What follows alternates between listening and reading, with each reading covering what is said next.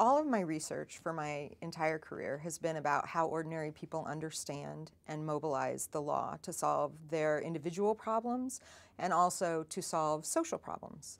So my work focuses on the way that ordinary citizens learn about law, the way that they think about whether or not they want to try to solve a problem using law or something else, like asking their minister or a therapist or some other way of resolving a problem.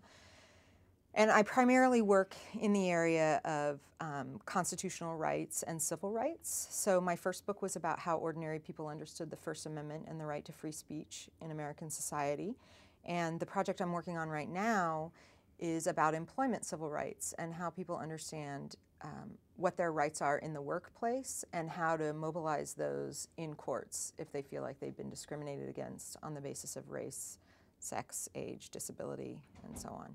One of the most interesting things about my research is talking to ordinary people about how they understand the role of law in their lives, in solving their problems.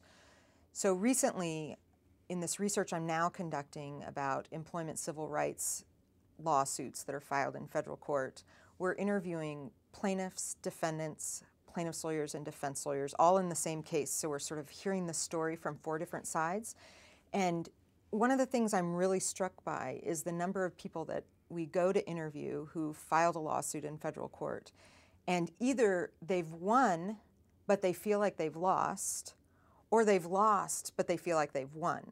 And so one gentleman that really sticks out to me was a police officer who suffered disability discrimination in the workplace. And he received what we know as scholars in the field is a really large settlement, right? He received $100,000. But because of his expectations and unfamiliarity with law, he put his hands over his face and cried and said, when he talked about his $100,000 settlement, he said, "I felt like I lost because all I wanted was my job back."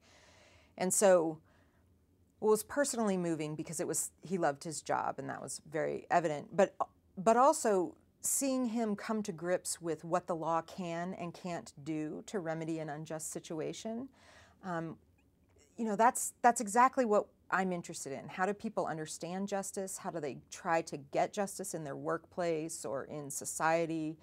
And what are the barriers and opportunities that law gives them to work with?